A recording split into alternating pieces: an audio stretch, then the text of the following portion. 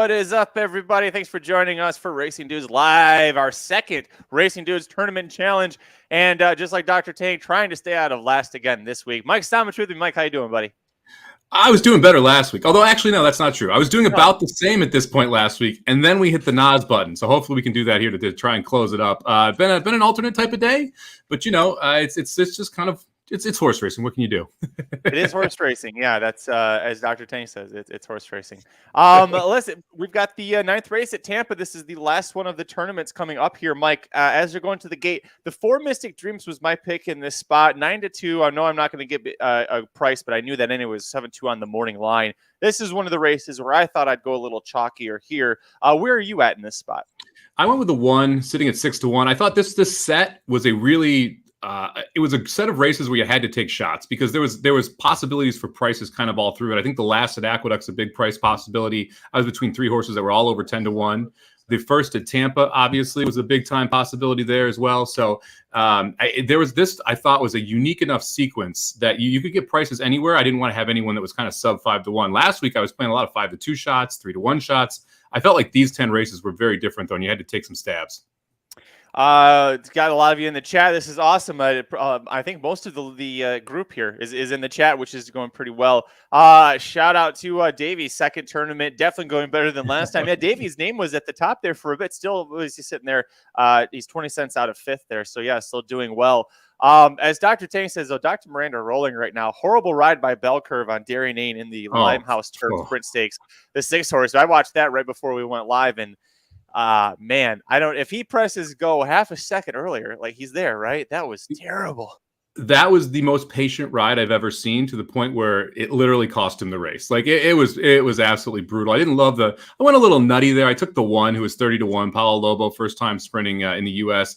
Probably should have taken my alternate, the 4 there, but it was one of those spots where I thought the 6 and the 2 were really the best 2 horses. The 2 doesn't break as well as you'd expect, and Rosario just decides he doesn't want to win on the 6, and so you end up with getting a price home there on the 4. You see 3 people had it. Aaron and Miranda, both of them vaulted to the top, and then Brian Larson, currently the subscriber leader here, sitting on $150, and has Brett covered in this race here at Tampa as well. So with the 7, but you've got Cheney, who's sitting there in 3rd place there with the 1, and you got Davey right behind with the 10. So I have a feeling like you could see quite a bit get mixed up here based on these Tampa results, because I thought this race was pretty wide open.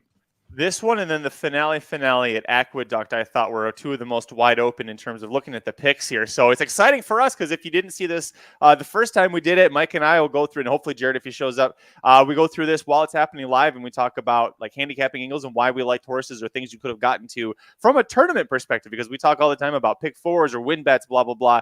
This is, let's happen in the tournament side. So pretty exciting things here. Are we almost, man, this is the... How long is it going to take them to get to? They're going full Gulfstream here. Real quick, Davey, I am completely with you.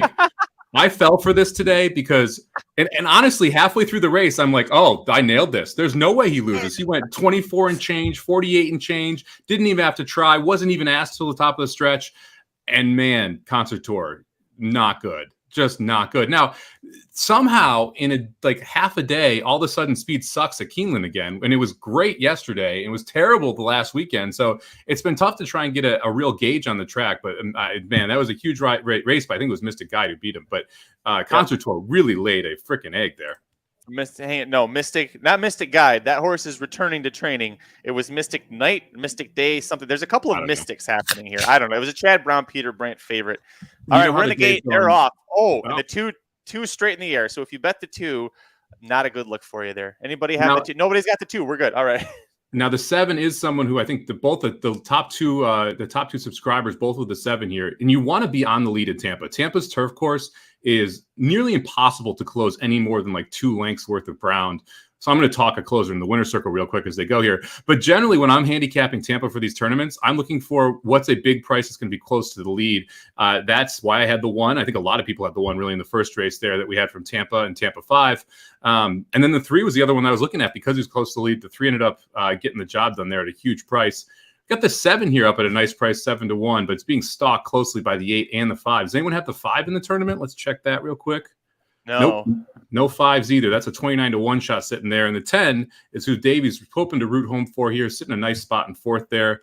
6 horse starting to make a move. That would help out Kevin Olson and James Marshall as well. I know Bree had the 7. The 8 Texas Magic was actually my pick until the last second, and I switched to the 4, and I was like, I can't. There's no way I'm actually picking Texas Magic based off of merit. It's because of the name. I might regret that here, Mike. This has been a day for alternates here, and the 8 taking the lead. 4's buried behind horses. I don't know. That 4 looks like there's a lot more talent than what we're going to be able to see in this spot. That 8's going to be tough, and Miranda just trying to grab a chokehold on top of this. Come on, 4. Get out there. 4 is starting to get loose, and the 7's actually battling back a little bit on the inside as well. Come on, 4. Come on, 4. Get up there. Get up there, 4. Come on, at least give me second. At least give me second here. Come on, there we go. 6 to 1 here for you. 6 to 1 second. 6 to 1 second. All right, we'll take it. I'll take it. And Miranda absolutely blasts away from the field here. Unfortunately, she's not eligible for the $150, but she looks like she's going to win the tournament now. I mean, that's a big move. No one else in the tournament had the 8, so Miranda showing up and showing out here. You know what's the worst thing about this? I mean, credit to Dr. Miranda, because I know that she actually put more effort into it than she made it seem like. But when she started off hot, nobody had the winner of the very first race at Tampa. She was one of the few that had the runner up, and it paid $920 to place. I texted her and I said, "Screw you, who invited you?" because she joined at the last second. And I said, "I don't like that you're in the lead." She's like, "Well, I only did it. I had 10 minutes between when her daughter was going down for a nap and when she had to do some work." So she's like, "I only had 10 minutes." She made it seem like she did no work. I'm sure she actually did, but yeah, screw you. Dr. Miranda is sneaky good at tournaments and never talks about it. She's tried to get in the NHC. Like we met her for the first time at NHC a couple years back. It was the first time either of us met her, and I don't know if she remembers that, but yeah, she wanted to get it. She talked about wanting to get an NHC, and like she would text me every now and then after that and talk about some of the runs she made. She's consistently finished in the top 20 or 30 in the NHC standings in some of the $75 and $165 tournaments, just missing out. So I'm not shocked at all to see her making a run. She's very good at picking these middling prices. And you do the previews with her. How often does she pick a favorite? She doesn't like to do it. She really doesn't like to do it, especially if it's a Brad Cox horse. There's like a rule that she will not pick Brad Cox at a short price. She's usually right about it, which is like I give her shit about it on the show, but she's usually really correct. So yeah, she knows what she's doing. That's why I kept trying to say, like, I'm sure it was more than just like a quick 10-minute breeze through for her, or if it was 10 minutes, it was an educated 10 minutes there. All right, so she's there. How about, I know I had the 4. Let's see, David Feldman, Mark Devine, they've got the 4. I might actually move into could I move into the top 10 off of this? No, I'm not going to get 1160 off of this to place. I wouldn't go that crazy, but you're probably going to move up. You're probably going to move up, into, I bet you're sitting right in that 11th spot there. The interesting thing here is that, Mark and Dave will both take a jump up. Right now, Brian in the lead here at $34.20, not going to improve off of that. And you've got David, who's sitting at $22, he's probably going to jump up to $28, $29. You probably got a Mark at $27 or $28. So it's going to get pretty crowded there in the subscriber push for the $150 here. All right, so let's move on. What is the next one we've got here to talk about? 4 minutes. So Keeneland 8. Keeneland 8. This is not the stakes race, but however, we will be covering the Maker's Mark Mile. I'm sorry. No, sorry. It took me a second. TVG made it seem like it was correct. All right. So race 9 is the Maker's Mark Mile. We're going to be covering that live and give an instant reaction to it. That race, by the way, aside from a 3-year-old Derby prep race, the best race top to bottom I've seen easily this year. That Maker's Mark field. Pretty darn good. I wish we didn't have a couple defections. I wish public sector was in there. Ivar out specifically because Paulo Lobo said In Love is working so well. So everybody who's got the 1, Mike Somich, Dr. Tang, congratulations. I was listening to the workout. I was listening to the trainer, man. I was on the 4 in Pratt because, I picked Mason. But when the trainer says that and scratches one, it's tough to get away from it, especially 10 to 1.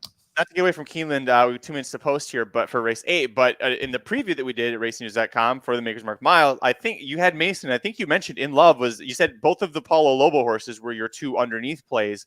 Yep. So it's not like you're suddenly completely reversed form. And I even thought for a moment, I was like, man, I could put In Love for this tournament because of the price. You're not going to get anywhere close to the price on In Love that you will, on Mason that you will on In Love. So I totally understand why you did that. And yeah, Chris says Lobo's dressed to get his picture taken. Yes, there's some trainers. Mark Glatt's another one. If you ever see Mark Glatt like in a full suit at the track, run to the window. He thinks he's winning. He does not like to put on suit.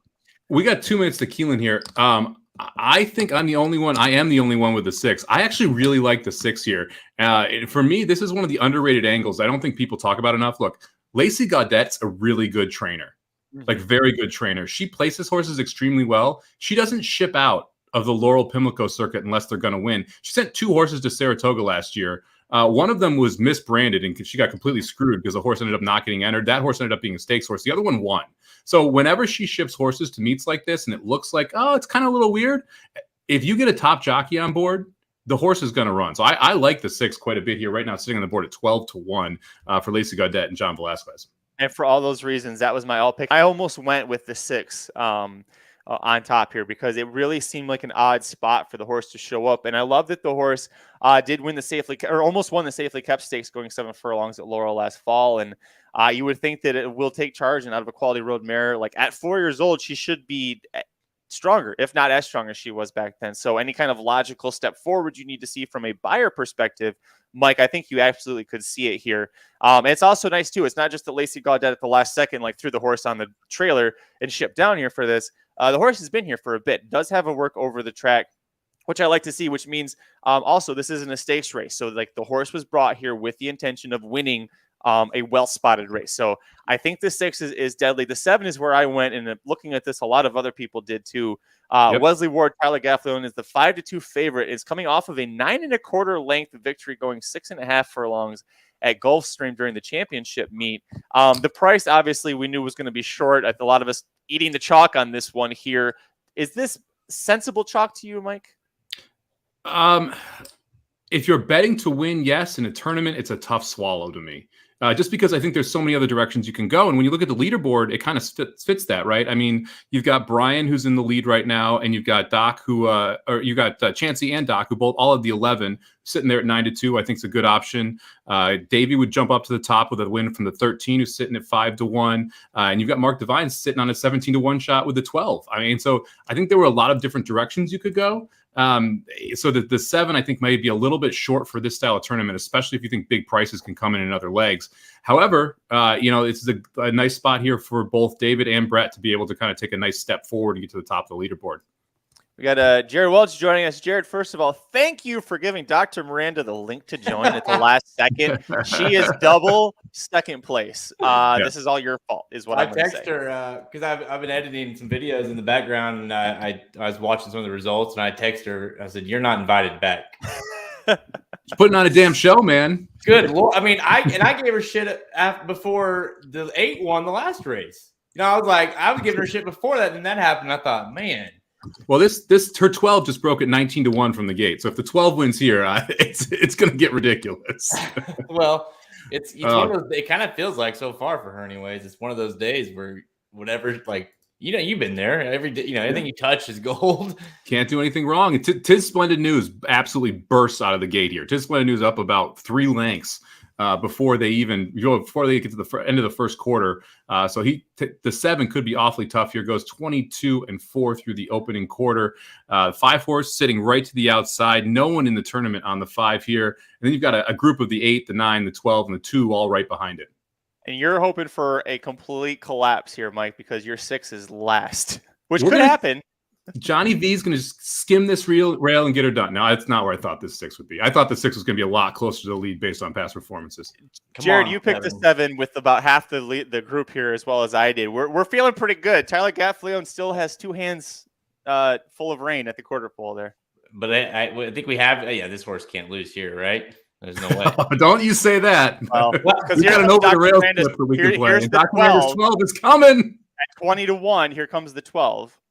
Oh, the 11 and the 13 are starting to close some ground, too. The 13 actually looks like he's moving the best. I think he's got the best shot at the 7. Oh, someone's getting tired. Oh, let's get the 7 We home. We got it. We're good. 7. Jeez. But look, Dr. Miranda still, like, as we win, Jared, Dr. Miranda wins. So that'll help our place pay out, right? Well, no, this is an interesting tournament experiment now. So you have Dr. Miranda who's got the 12, right? And she's not eligible for $150, so don't worry about her. We'll scroll down here.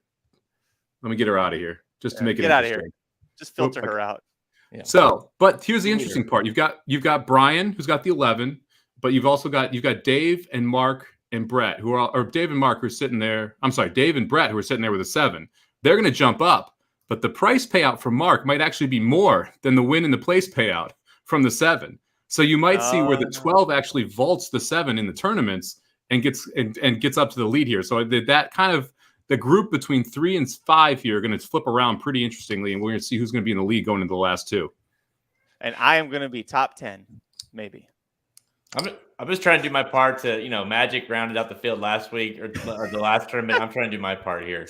Well, I'm gonna be in last going into the last 2 tournaments. Yeah, I just jumped you. There you go. That's you and Dr. Tang at the bottom again there. I want to go from first last week to last. The Magic's going to go from last week to first. So you got to pick it up, Magic. And Somich says the joy of tournaments right there in a nutshell. Well, it's like I had the 3 as my alt in the first race. That horse wins, I'm in the lead. What do you do? It's like, dude, talk about that, man. The Keeneland 7. I know you guys already probably talked about it, but with the Wesley Wards, Ruthin was my alternate, and I was like back and forth on. I knew that her world would be a lower price, but I never thought it would be like Ruthin at 8-1. If you'd have known that, I mean, that was the play. And props to Halterman and of course Dr. Miranda for using that 4 there, because that was a huge game changer to get that 4 home at 8-1, which seemed like because I thought the 2 would be on the lead, not the 4. And vice versa. You kind of knew heading into the turn there. You're like, uh-oh. We're going to have it up against us here. The 2's going to have to be much the best.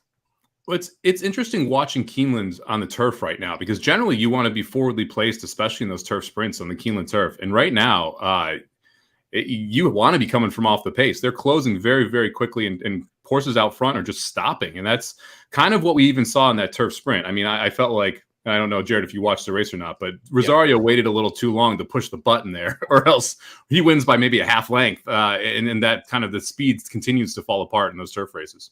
Yeah, he liked to get it. He got a little close there. Like if you had that horse, you're like, son of a bitch, man, just right. Anytime now, anytime. Yeah, because then for a second it looked like the 2 is going to give it a run, and then he's like, okay, now I'll go. And so congratulations, you're in last. But I'm sure I don't know who you have. I have 4 or 5 in these last 2. You went with the 1, and that's going to be the. We guess we can talk about that because that's the next race here, the Maker's Mark Mile. That the 1 in Love was a horse that it's an alternate, of course, and I wanted to use. You're probably is it out yet? Is there?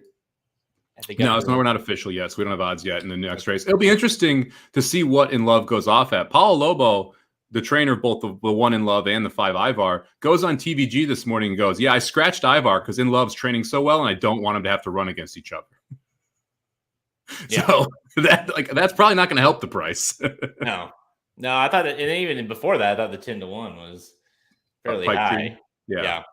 I liked both of the. I thought I mentioned it on Blinkers Off last night. Like both those Lobo horses, I was like, I'm interested in both of those at those prices for sure. And of course, with Ivar scratched, it made it easier. In Love likes Keeneland, and was running really well a lot to end last year.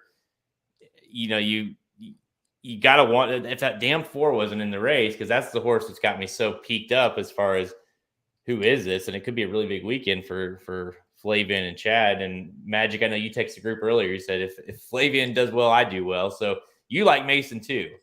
Yeah, I do. So I went and found some of the replays from the horse running overseas, and likes to be forwardly placed, but seems like the horse has tactical speed. And so you put a jockey like Flavian Pratt on, who can it's almost like a playground. You give him a horse that can respond to wherever he needs to be put and to be sent whenever it needs to be sent. I mean, to me, that seems like it's a great matchup. And I love the fact that Brown brings the horse in first time into this grade 1. It's not any grade 1. It's like, holy shit, look at this grade 1 field. Yeah. I also think it can't be understated how important it is now that Pratt knows Smooth Like Straight so well. He knows Rispoli, he knows Smooth Like Straight, and he's now going to have a tactical speed horse sitting right behind him. He knows how far that horse can get in front and how he closes. Like, Pratt has a tactical advantage over, if there's Irad, who I think is a damn good jockey, he doesn't know as much about Smooth Like Straight or Rispoli. So I actually think it's an advantage to have Pratt aboard this horse versus any other jockey because of how familiar he is with the horse he's going to try and chase down, who's going to be lone speed in the Maker's Mark Mile. Yeah, that was one of the big things for me when I looked at this race. The same thing, Magic, when I I watched, you got to go to, sometimes you got some of these horses, especially that aren't running like the huge stakes races. You got to do a little digging to find these horses overseas. And I was, Mason did seem like he had quite a bit of forward speed, and with, like you say, with Pratt aboard, and Chad Brown isn't, he's not going to just throw this horse in just like, oh, I need to run the horse. I'm not going to just throw him in the Maker's Mark. Like, he's here to win. So I think this one, and then of course tomorrow in the Ginny Wiley, we got a couple in there that are one really I'm very particular interested in coming back. But yeah, I think Chad Brown, Flavian Pratt. I mean, this seems like the new thing, right? We're going to continue to see the best Chad Brown turfers, not the IRADs, Flavian. Yeah. If it's not Klarovich, I think it's going to be Flavian who gets the A mounts for Chad Brown, which is absolutely crazy. We've got the prices in from the 8th at Keeneland. All right. And the 7 horse ends up paying $12.40 to win in place. The 12 horse pays 14, so the 12s actually move up higher. Look at Mark.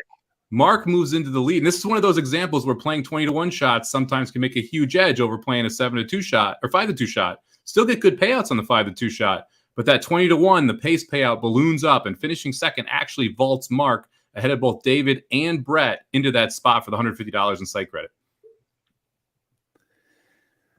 There's a lot of fours. A lot of fours in the next race here at Keeneland. I'm trying to figure out if I have a chance to. I'm up to 7th there. Yeah, I'm not gaining ground in this race. But you're the only 5, Magic. Jared and I are the only 5s. Yeah. But you got him blocked. You got him blocked because you're 4-5 and Jared's 4-5. So Jared can't beat you now. Yeah. You got the 5 in the last one? I do. Oh, you bastard. Listen, Jared, this is where we make our final run here. If we get the 5 home, we both can get pass Halterman. If we get enough of a price here, we can both pass Halterman. Hey, I don't think, I'm all about beating Halterman, because, he's betting favorites every race. No, just kidding. No, real quick, I haven't looked at, I can't remember what last time was 2 weeks ago, but this seems like I have $20 and I'm third to last. Like, this seems like we have a higher total this week or this time around than last time. And talk a little bit about that, Somich, because I think we talked about how last week or 2 weeks ago, the first time, it was like, well, this seems a little chalky. This, it's not really that difficult to get to a lot of these horses. Whereas even you said it this morning, you're like, listen, today is going to be much different, and it's kind of playing out that way. Yeah, when you looked at last week's card, or 2 weeks ago's card, we didn't have Keeneland yet. So that definitely affects things because Keeneland obviously is a place where you can go price hunting. We also were off the turf at Aqueduct, which meant that you had smaller fields there. We had a couple of Laurel races where it was logical to look for a price, and I was able to find the 11 horse, I think it was at 6-1, and that was our highest payout of the day, that whole sequence. In this case, you've got 2 Tampa turf races, which were absolutely wide open, right? So immediately you got 2 races that you could find a price in. You've got these Keeneland races, which come up with pretty good fields and prices all over the place. And what happens is it's not just that, okay, your winners are not 6-5 or 7-5 or 2-1. You also can get these 10-1, 20-1 shots to place, which balloons up those prices. We just saw, obviously, Miranda and Mark pick up $14.20 for a place horse. 14.20 was higher than any win bet the entire time last tournament. So in these races, when you get sequences like this, it gives you a chance to play a lot more price, and you've got to be more aggressive with prices. And sometimes it bites you. I mean, I used a 30-1 shot in that turf sprint where my alt wins at 8-1, but that one I was the only one with the horse. It separates me and wins the tournament for me if that one does win that race. And so you have to be willing to take shots in certain spots to separate yourself from the field, especially when you expect that the payout's going to be bigger. And it kind of goes back to how you handicap. And when I look at a tournament sequence like this, and it's 10 races, 12 races, I will handicap all 12 races before I decide any horse I'm going to use in them. Because in my mind, I kind of want to get an idea of, do I think there's long shots every race? Do I think that it's going to be chalky? How aggressive do I need to get in my picks to create an entry that I think can win if I miss 2, 3, or 4 races? Because if you have to string 6 winners together at 2-1 or 3-1, that's a near impossible feat. It's a heck of a lot easier to have one 20-1 winner or a 10-1 winner and a 21 to place horse, things like that, to be able to get you to the top of a leaderboard like this. Yeah, and that's as obviously as it gets more competitive, like you're saying, in the fields, if it gets bigger, but like you have to have, so you can't just go into this. I mean, you're a pro at it, where like you got to go in and kind of work your way backwards on how you're going to structure this. Like it's not necessarily a bad thing to pick a horse that you don't think can lose. It might be a shorter price, but as long as you have it, a couple like shots in there as well that you think, you got to kind of combine those two, because sometimes having that horse that you think can't lose, like that's just free, free money. It is. And you're also creating a difference. Like, because if you're playing someone like me and like you use that 7 there who wins at 5-2, I'm never using that 7. You're going to be $12.20 ahead of me if I don't pick the place horse, right? So there are advantages to it. But like the first thing when I was talking to a couple of people in tournaments when I was getting involved, they're like, you better be damn sure that horse is going to win if you're using him at 5-2, right? Like, because you're the equity you lose, the bullet you lose is more important than that horse placing, because you're going to get 240, 280 to place, and you would have lost the opportunity to hit an 8-1, 10-1, 12-1. So the opportunity cost is too great. So you have to be damn sure in these type of tournaments if you're playing a 5-2 shot. But if you do, and you're right, it makes a big difference. Look who it is. He shows up just for the end, and guess what? What's up, guys? It's like last time. He's not gonna win. Who's this Miranda chick that's ahead of me, though? That's the problem. Who showed up like 5 minutes to post and enters the thing with a 10-minute job before her daughter goes down for a nap. Wow. Yeah, that's who's beating us right now. Guys, I'm having like a dream Keeneland meet. I can barely lose. It's unbelievable. I've been driving and I would just watch it like, holy shit, that horse just won. Like, oh my God, it won again. Like I wish the whole thing was Keeneland. Be doing great, but yeah, it's going well, guys. It's so Chalk's winning at Keeneland. Is that what I'm hearing? I mean, I don't think $18 was chalk. Did you have that one, Somich? Let's see. That was my alt, and I did use it in the pick 4. Where is Somich?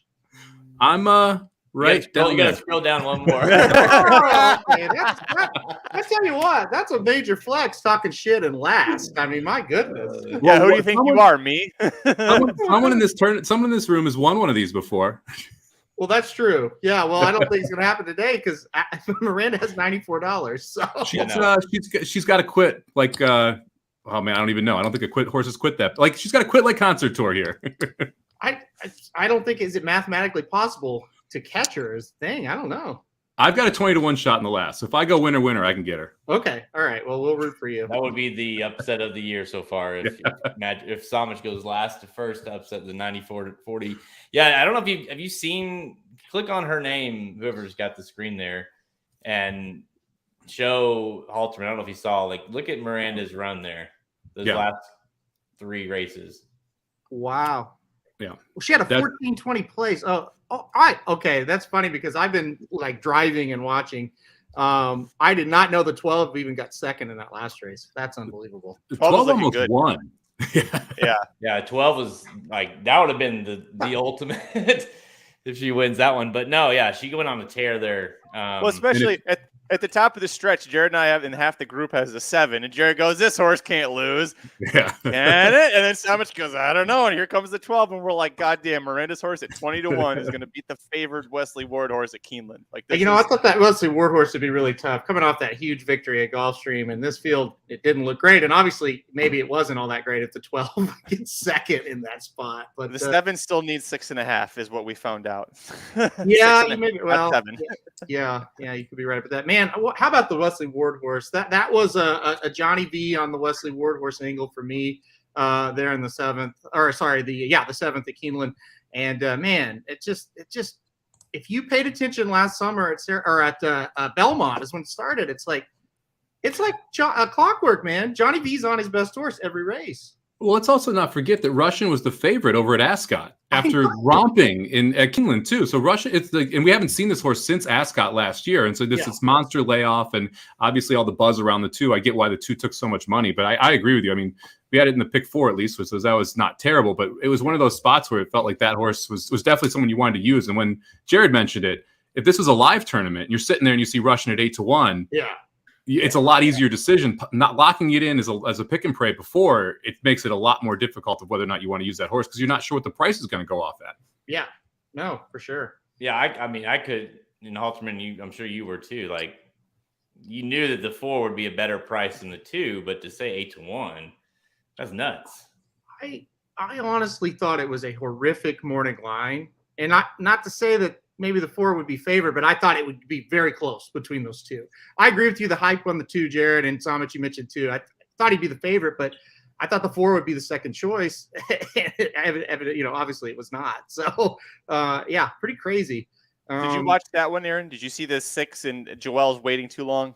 I did. Now I can't make any kind of comment on that ride was bad or not. I'm watching on a phone. I'm driving 70 miles an hour, but you mean while Heather drives? Me that you described it like that with Joel in a turf sprint. Yeah, he didn't really push the button until about the 16th pole. We'll put it and lost by a nose. Well, I knew it got very, very tight. Yeah, that's there's some things he's very good at and some things that he's not. Let's put it that way. Speaking of live tournaments, Mike, if you were betting live tournaments, In Love is 5-1 instead of 10-1. Are you still as confident in Love here? Well, I just watched Manny Franco give about his 50th bad ride today at Aqueduct. So let me go look at the odds board here. Yeah, I'm probably still on In Love here because the 4 is my top pick in Mason. I don't really like any of the other prices, the 2, 3, 9, or 10. And I like the 1 more than the 7. So In Love would probably still be the pick here at 5-1, although I would start looking at the 2, 3, and 10 a little bit more, just because I think this race is pretty wide open. And I feel it's one of those spots where in a live tournament, if you're confident in the favorite, you're willing to take a bigger shot. And I kind of feel confident here in the 4 Mason. So I'm willing to take a bigger shot with a price and see if I'm able to get one of them home. But the problem is, look, Smooth Like Straight's going to be alone on the lead. Going to be awfully tough. You got Mason, who's probably going to be sitting close and trying to chase Smooth Like Straight down. It seems like a 2-horse race to me. So I would probably take the 1 in a live tournament right now. How many minutes do we have till this race, by the way? 12. Great. I'm here for 12 more minutes. All right, I'm gonna go grab another drink. I came specifically for this race. This is going to be. I know the scratches kind of hurt it though, don't you think, guys? Like a little bit. Ivar, I thought would take money, and he's out. Smooth. Something like Hot Brown's always fun to have in these kind of races. So he's always a pace presence. So we talked about earlier before Aaron, you came on, but Paulo Lobo specifically said on TVG that he scratched Ivar because In Love is training so well he didn't want to run them against each other. Maker's got 2. He scratches some like a Hot Brown and keeps the tone in. That horse is still cold on the board. Does it change your opinion at all that he scratched that horse and keeps the tone in? I mean, trainers play games, right? I don't know who you want to believe and who you don't. I know Lobo, race in and race out will run pretty well in these types of races, right? He's won a mile or less on the turf I like to play. So, I mean, it probably does mean something for sure. I always play that angle if they're coupled and, they have 2 entered and one, kind of looks good. The other looks good and they scratch one. I always play that one harder.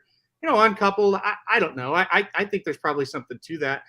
Listen, before the race, I didn't really, to be honest, I didn't watch Mike's preview, but since he's not here, I can say that. But I don't know. I thought the 1 was one that you definitely had to take serious anyway, no matter what, Lobo did with his other horse there. Yeah, Mike's pick was Mason, the 4-horse, over In Love and Ivar, the 2 Paulo Lobo horses, both who have won the Shadwell or Keeneland Turf Mile Stakes each of the last 2 years, which is $1 million grade 1 over this course. So Paulo Lobo aiming those horses for these types of races was Mike's big angle there. Well, don't you? I mean, Mike likes Mason. I like Mason. What do you two think about him? I think this could be something special with this horse. Yeah, I agree. Yeah. Well, doesn't it kind of feel like Brown brought out the A team this year or this weekend?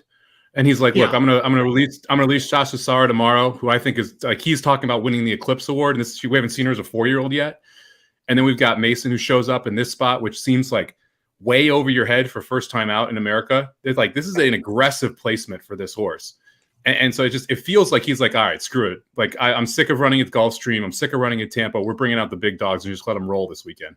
Yeah, it feels like that. And, you could have found an easier spot. There's races at Tampa this horse probably could have started in. Even Gulfstream, even though Chad doesn't really like the turf at Gulfstream, he could have started that horse there and didn't. So you had to know pointing to this race, you're going to get the heavy hitters. And they certainly, Smooth Like Straight certainly is a heavy hitter. Let's be clear. This horse is very, very good.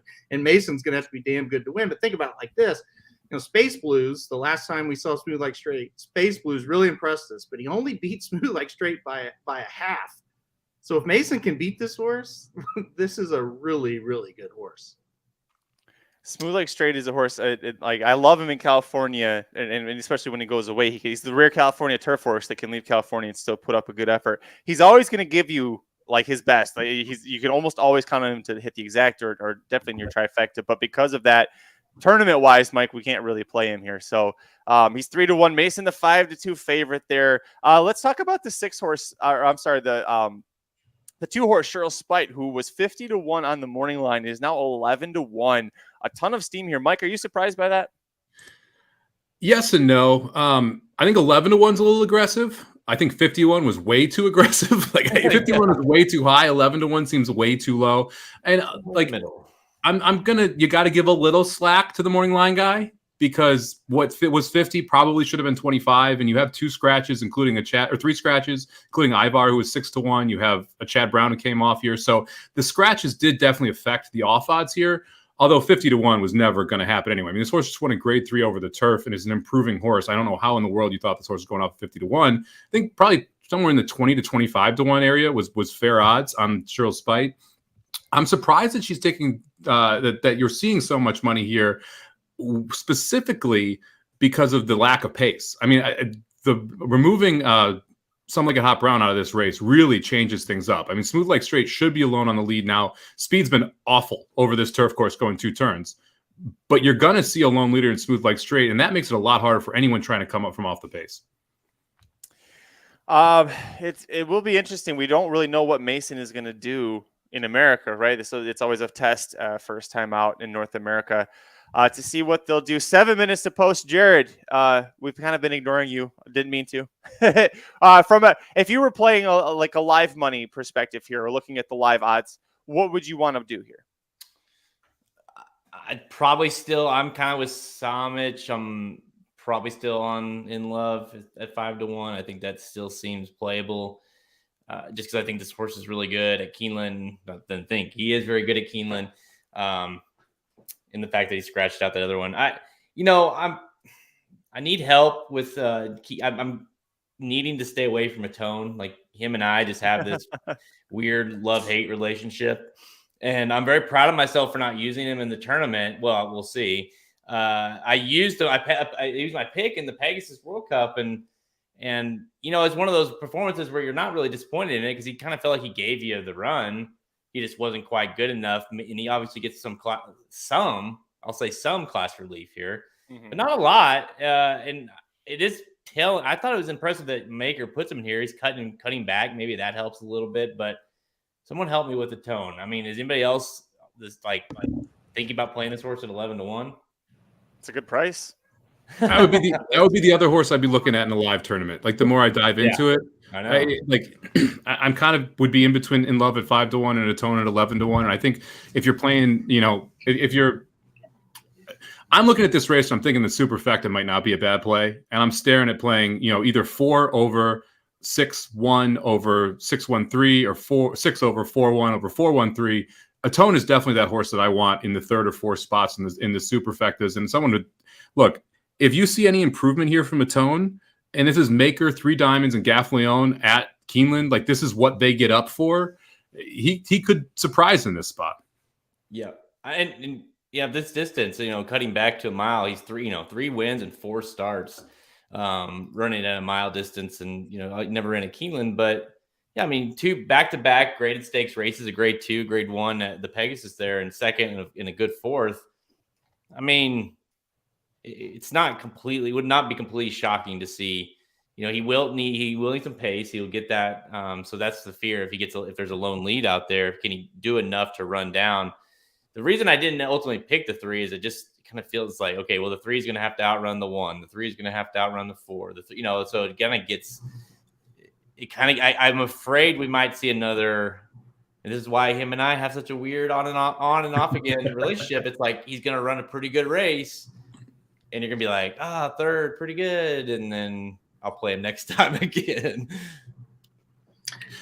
It's one of those situations, right? You can't really go wrong with the connections, especially on the turf. And the price is there. it just kind of feels like I just don't know if he's good enough. Now, he did get a lot of help with some of these scratches, and I think that puts him in the race. And he's morning line 12-1, and now he's 11-1. So really, it hasn't adjusted like some of these other horses have, and that's interesting. I don't. It's kind of a love-hate with not just with that trainer, like you said, Jared, but like just the horse in general. It's like, oh, there's so much to kind of like. The glaring thing is he good enough? I don't know. Ooh, if we're talking about the price, how wild is it that with the 8-horse scratching out, some like at Hot Brown, Smooth Like Straight goes from a 2-1 morning line to 3-1 morning line. So you're actually seeing more money pouring in here, obviously on In Love and Mason that is driving their prices down. But I'm surprised that now you have a singular lone speed that's actually floating up in price versus going the opposite direction after the changes. Yeah. It seems like what are we sitting at 5-2 on Mason, 5-1 on the 1. It seems like I wouldn't be surprised if. I mean, I wouldn't be surprised if Mason gets a little bit late money there because that 5-2 seems doable for me. I knew we were going to get 5-1. Set piece 2-1 though. You like set piece a little bit, don't you? Yeah, I've always liked set piece a little bit. I think this race might be a little tough. Yeah, I mean, at 6-1, not a bad price. I just feel like these horses are a little bit better than he is. He had some chances in big time races last year and wasn't awful, but I don't know if he's good enough to compete with this group.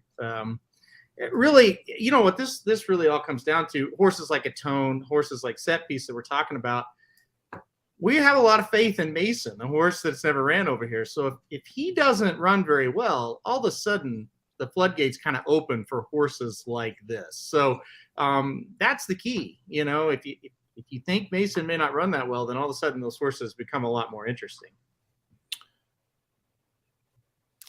Mike, Chris brings up a good point. We were talking about this before. Horses, even especially going 2 turns on the lead, not doing well right now on the turf. Mason and Smooth Like Straight, we think are going to be forwardly. So you could be seeing, some bad favorites here, 2-1, 3-1. Yeah, I mean, it's definitely something that you got to take into account. Although I would throw the caveat there that the horses that were in the lead were 16-1 and I believe 9-1 in the two-turn turf races. So not like Smooth Like Straight, who was in the lead in a Breeders' Cup race last time we saw him. So a little bit more class and pedigree here from the 6-horse Smooth Like Straight than the leaders in the previous races. Although, that 6-horse absolutely packing it in at 19-1 or 14-1, whatever you ended up going off at with Saez aboard, was pretty surprising because they went 50 to the half and 115 to the 3 furlongs. I think they went 139 and then came home in 150. So they came home in 11 seconds. They were absolutely flying from the back after that time. So it'd be interesting to see if we get a little more spread out, because sometimes speed needs to be used as a weapon and you need to run the closers off their feet a little bit, and Smooth Like Straight can do that. And B, just how much is left for Smooth Like Straight, because there is a little bit of moisture in the track. It could be slowing down the leaders a little bit. We get all the all red saddle cloths now. Oh, good Lord. Oh, geez, they do. And there's 2 Juddmonte horses in here. You got Set Piece and Mason both wearing Juddmonte. Could we just put colored helmets on? Just the helmet. Like just give us something here. If you want to keep the saddlecloth, fine. Just give me the colored helmet so I have something to look at. Somich is gonna have a hell of a time trying to track In Love here. Freaking killing me, man. I love it. I think he's moving. No, that's not him. No. That's the other one. It's the other one. Quick, memorize your silks now. Magic. Any count again, love, from the California boy coming in? No. All right. That was easy. Wow. Think about it. All right. So they're walking in the gate. Let's go ice cold trifecta. I'm gonna go 4-6-1. I'm not gonna be that creative. Jared? 4-1-6. Aaron? 4-6-9. When in doubt, bet the 6-9. Off. That's not a trifecta, Magic, but all right. 4-1-6. And the 6 going to go right to the lead, and it looks like Pratt's going to take the 4 right to the outside of Smooth Like Straight. This is exactly how we thought this was going to set up going into this turn. Man. Yep. The 4 didn't completely break perfectly there, but he got him up there in a good spot, and Pratt gets him in exactly where you'd want there. End up 9-5 on the 4-horse, 3-1 on the 6. So it's And this is by far the slowest opening quarter we've seen in almost 2 weeks at Keeneland, going 2 turns. So 25 seconds flat for the opening quarter. I like where Tone's at as well. This is a nice little spot there, much closer. How mad are you going to be when he wins at 16-1, Jared? Mad. This Mason horse wants to fly. Like, yes, he does. He is wanting to go. Pratt's got the feet in the dash still. Yeah. Who's that on the outside there? The 8, the 9? I can't tell. Set piece. It's the 9. Yeah. The 9. Set piece a lot closer than I expected. Here comes a 6-4-9 try or 4-6-9 try. Where's In Walker? Love, it looks like he could move, but he was stuck behind horses for a while there, Somich. Let's see if he can pick it up. This 3 horses running.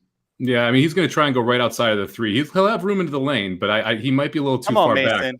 Come on, Mason. Open him up, Pratt Daddy. A monster if he's got any Come on, Pratt Daddy.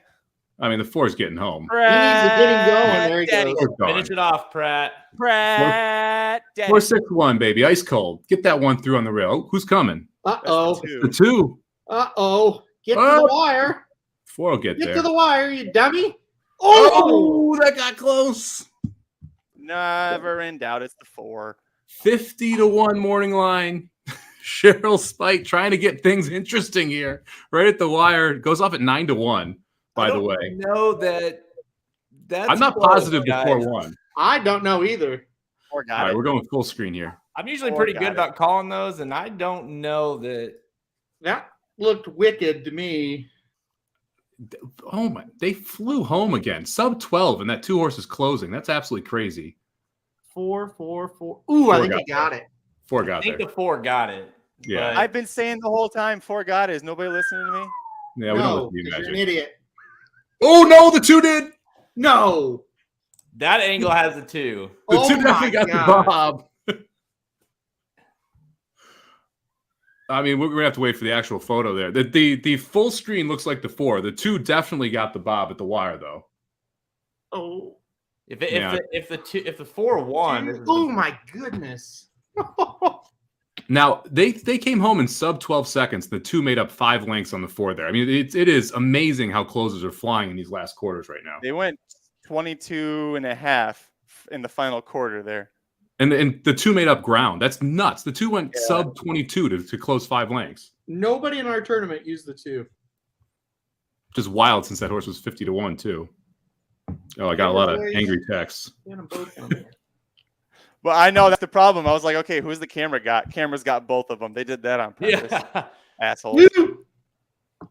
Wow. The 2 got him. Wow. That was a grade 1 effort from that 2 to do that. The way you explained it, Mike, that's I mean, that horse Wow. flew home. I mean, the 4 ran huge, and the 2 just flew home. wow. Incredible. Wow. It's not very often. You got to go and put that in your in your book there for Louis Tsai. It's not often you can run down Pratt on the turf. Pratt and Riespoli. But he also went 3 wide on the second turn. It was 5 lengths back. Like that is a crazy effort from that horse. Wow. I agree. That hurt. Everybody's not happy. Surprised Dr. Miranda didn't use that horse. Oh, wow. Well, I'm glad I showed up. Yeah, thanks for coming by, Aaron. 50-1 morning goes off at 9-1 and gets the job done. Crazy. I I hope you have better luck at the hockey game tomorrow. Go Blues.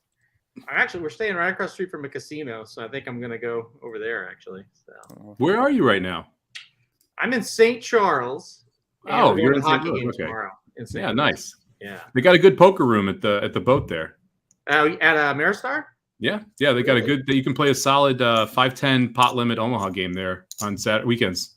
You might as well be talking foreign language to me. Do they have a roulette wheel? They have a roulette wheel. It spins all day. I can bet on red or black. Is that illegal there, or can I do that? I don't think you can bet on green, but you can bet on red or black there. But is that really a thing? You can't bet on green in some spots? In some spots, you can't, based on the laws in the state and whether or not it's Native American land or not.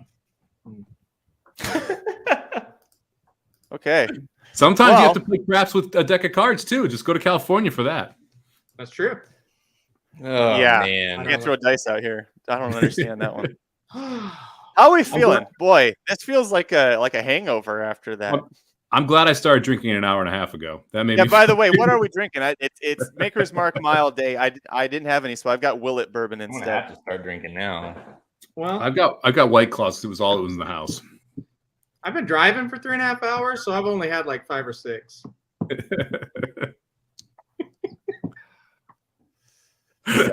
I don't think any of us have any words here, so. All right, well, we got one race left in the tournament here. Aqueduct's 9th. Aaron, you want to stick around to handicap Aqueduct's 9th race for us? I'll tell you what, guys, it's been nice. I'm gonna go up to the casino now. Appreciate you guys having me on, inviting me on. So no, I'll let you guys take it. I'm sure. Here's what's gonna happen. I'm in second.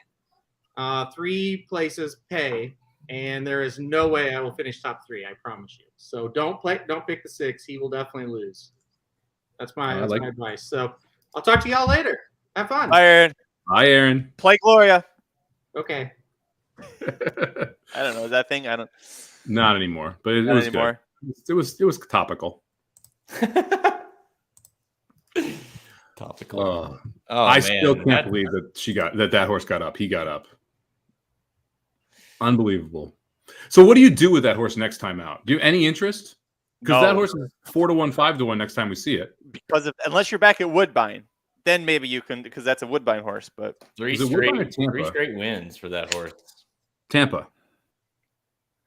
So Mike, when we did the preview, we were laughing about how deep the field was because 9 of the 11 or whatever were in there were graded stakes winners, and we had one that was just won a grade 3 at Tampa that was 50-1 on the morning line. So we were laughing about that from a depth perspective. But I'm watching the replay right now. Can I take credit for saying that that's not the worst 50-1 shot I've ever seen? Does that count as a winner? You at least said that on Magic Mike. Yeah. That's well, this is the problem. I was interested at 50-1. At 9-1, I had no interest in that 2 horse. They basically went 25 that opening quarter. Yeah, I mean that's the thing. They walked up front and then they flew home. Like if you look at the last furlongs, the last couple furlongs of all of these turf races at Keeneland, it's absurd that anyone's able to close. Because like if you tell me that the 4 is going to run 11 seconds or 11 and change for the last 16th of a mile, and that someone's going to catch that horse from 2 back. I mean, that's wild. That doesn't happen. And you've seen it 3 times today at Keeneland where these horses are flying into slow fractions, which is just nuts. Size was scrubbing going into the turn to get Cheryl Spite to go. I don't know who does the morning line for Keeneland, so I'm not gonna say anything. Do you guys know who does the morning line at Keeneland? Isn't it? Not Travis Stone. Kurt Becker. Isn't Kurt Becker the caller? He's the caller. I didn't know if he did the morning line or not. I thought he did morning line. Stick to calling. Man. All right, we've got the updated leaderboard here with 1 left, so we'll handicap the last at Aqueduct. Miranda has a dominating lead by $45 here, although she's not eligible for the $150 site credit. Aaron Halterman sitting in second, also not eligible for the $150 site credit. So we're just going to scroll down a little bit here. Curtis Kalleward in third, also not eligible for the site credit. Actually, Dave Feldman would be in third. David Feldman, not Curtis Kalleward. Although you are doing a good job of representing the Magic Mike show, at least a lot better than I am. It might not last. That is all I care about. We're looking for our second back-to-back weeks in last place for one of us. So Dave's sitting there with $45. Brett right behind him with 45 as well, 45.40 for Dave. Mark sitting in third with 42.20, but unfortunately can't get past Brett since Brett hasn't blocked with a 6. So the 9, the 6, and the 3 are all definitely live. Let's see here. We got 3, 3, 9. The next one down, Jared 5. You can't win. 6, 3, 9, 3, 10. Is the 10 20-1? 22 to no, that's the wrong horse. Yeah, 6-1. Yeah, so I think Doc's blocked. So it's either the 6, the 3, or the 9. So it looks like either David, Mark, or Brian is going to get it done here, depending on if the if the 9 wins or anybody but the 6 or the 3, then it goes to David. If the 6 wins, it goes to Brett. Late scratch here, scratch number 11, miscreant. Oh, and the 11 is out now. Don't have the 11. Okay. Yeah, I was gonna say no. We're fine on that one. And Brian can catch up with the 3. So those are the 3, 6, or the 9 would kind of create a little bit of a shuffle here up top. Boy, that 6 feels like a bad. 4 to 5. I get why the horse is 4 to 5, but this is a Todd Pletcher horse that's 0 for 9 with 5 seconds. Like, at what point do you just say this horse just isn't winning? I thought this was one of the best betting races of the day across any track. There's the 7 horses bred to love the turf. You're getting 30 to 1 right now. The 13 horse second time starter who was betting their first start, who should be very good, hard spun out of I think it's who is the mare? I don't remember, but it's a very good turf breeding, quality road mare. There it is on the 13, who's sitting in the board at 23 to 1. The 5 horse has like legit turf races that make a ton of sense. The 3 horse has legit turf races that make a ton of sense. Like I thought there's a lot of prices you could go to in this spot. Yeah, this is honestly the one I think that I probably spend the most time on looking it over, because because on top of that, it's being at the last race, you're kind of like, all right, what am I, this feels like the kind of race that you can get a huge price home potentially and win this thing. I kept going back and forth between the 2 and the 5. That's kind of where I was Solid Tune and the one that this might be the one. But I'm with you, Magic. Like the 6, I was like, easily just throw that one out. Like, you forget the tournament stuff. Like, I just, no thanks, like. Yeah. That's a horse that on Blinkers Off or Magic Mike, I think all of us are like in this spot and a pick 4, we're like, don't play this horse. Yeah. Not at 4 to 5. I mean, come on. So I mean, this is a good one. What about Misspelled Moon? Did you guys have any thoughts there with this one? It's intriguing. She's I could see why you would like her. She debuts at Saratoga, and sure, like the gates break open and she just looked at the starter and said, "Fuck you, I'm not running." But the fact that the trainer wanted to debut her at Saratoga, you look at the intent, that's good. Brings her back in a maiden special weight at Meadowlands, so basically Monmouth when they were off for a little bit. Rallies, shows interest, passes. So clearly turf sprinting seems like a good spot. And now we're taking a little bit of a class drop here. So I think that 7 to 1 is a really nice price on that horse for all of those angles. I also think you got to look at Dylan Davis taking them out. I mean, 93 efforts with Raymond Handel, and he's 20%. 70 efforts at Aqueduct, 20%. So both of those are solid. You also have the mare is a half sister to Babel Queen, who has a grade 2 turf win and 3 wins on turf with $221,000 lifetime earnings. So like, you've got some family pedigree for turf as well. So yeah, I think that the 3 is awfully live here. Yep. That's the one that I ultimately didn't pick, obviously, but I was very interested in. The 5, Magic, you and I have the 5, and I don't, I was to me, it was like, well, the horse is getting back to sprinting. The horse is back on turf where she's been best. It definitely still feels like we're going to need to see her, improve in order to win. But that kind of is the case for all these. Yeah, and her best races were turf sprinting, and she was at Saratoga, where she was claimed for $50K, and they ran her right back for that same tag, and then ran her back protected after that. So that was what really attracted me. Like, her best efforts were turf sprinting, and now we're 4. Maybe she can take a step forward here. Well, the fact that they claimed her out of that early Saratoga effort for 50, run her back and then protect her. And then that we talked about this a lot on the Magic Mike show. There's no shame in setting the pace on Gulfstream Synthetic and quitting.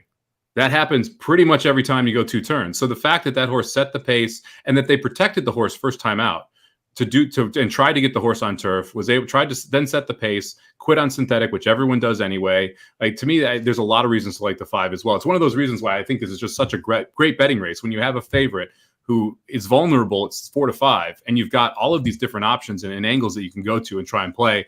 I mean, I'm throwing in just a Hail Mary trifecta here, going 3, 5, 10, 13, and seeing if we can just blow up a try here and just boxing them up. The 6 is probably going to win for fun after all this talk.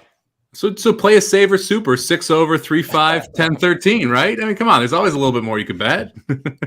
All right. Getting post time here. Good luck to whoever you mentioned who's in the top. David, Brett, and so it's David Feldman, who's currently sitting in the lead. He needs anyone but the 6 or the 3 to win. Actually, the 6 to place could beat him. Brett Glotzer is in second. He's looking for the 6 to win or place and the 9 not to win, or the 3 not to win. And Brian Larson needs the 3 to win and things to go right in second or third. If the 9, how close are they? I mean, the 9's a $30 horse. Yeah. So 9 takes Brett to 60. I think 9 just scratched. Well, the 9's out now?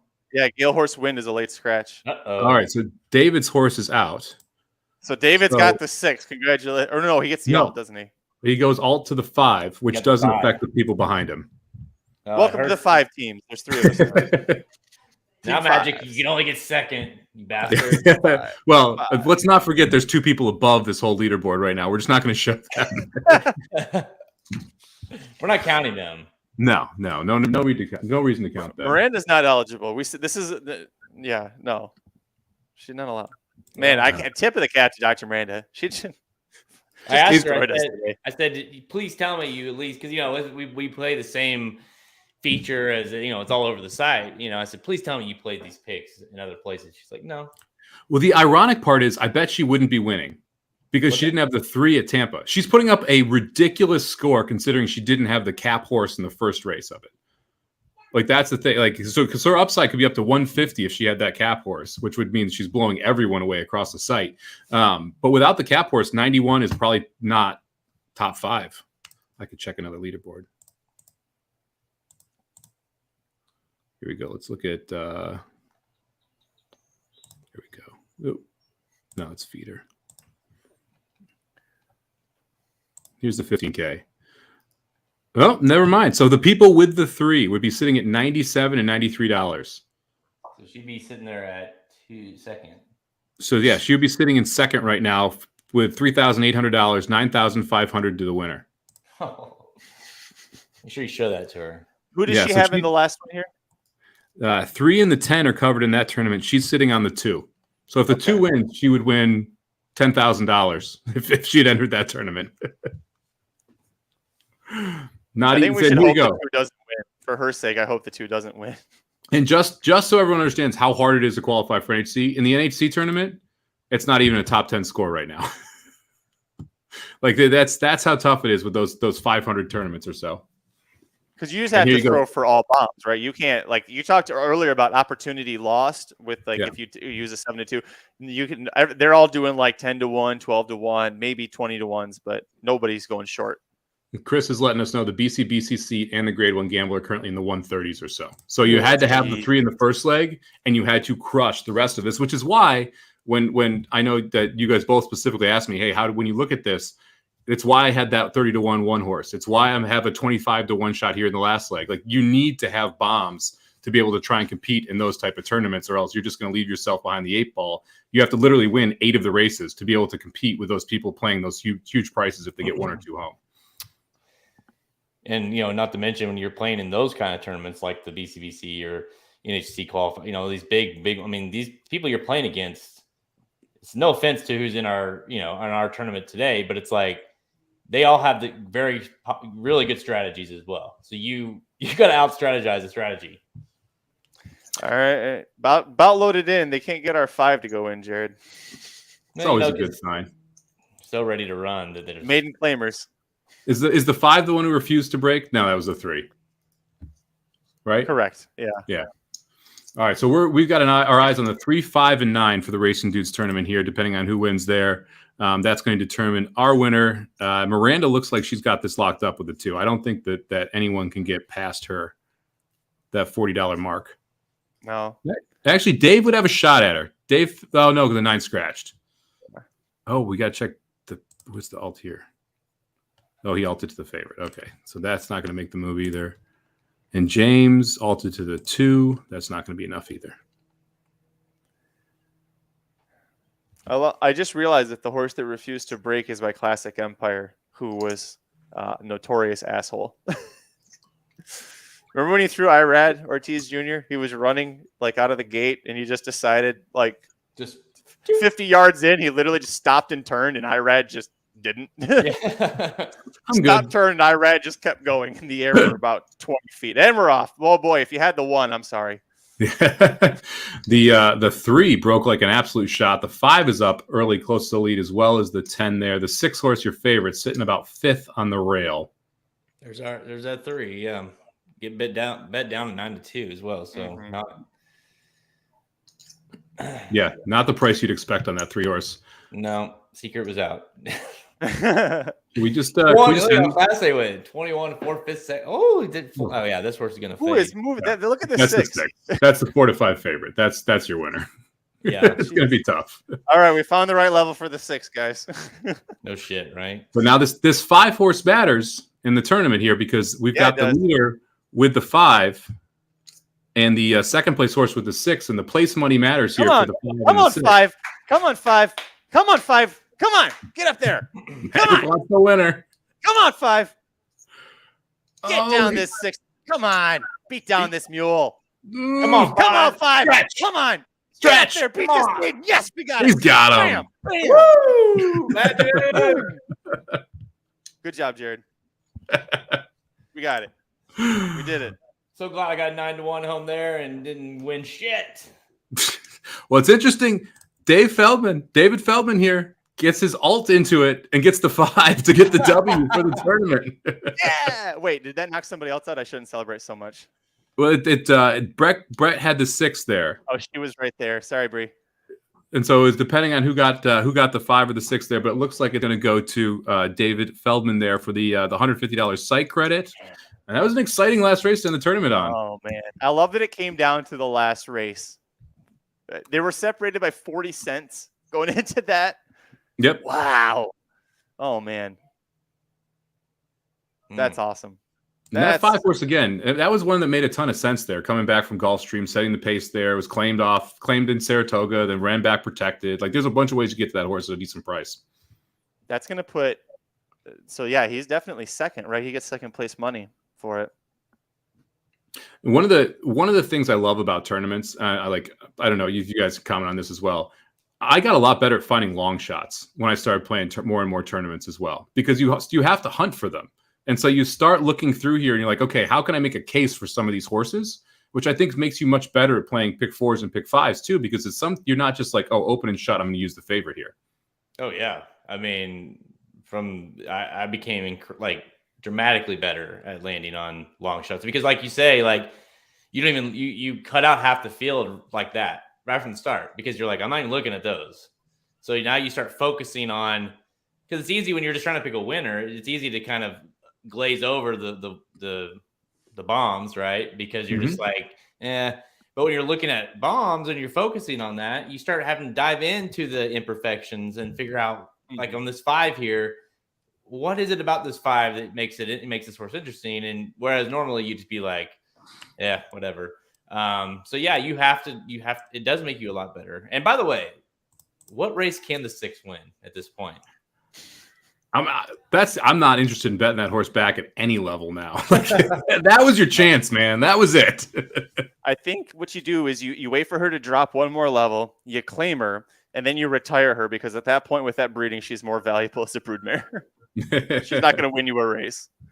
You just buy like a $25,000 nice broodmare. That's what you do. All right, we wrap things up here.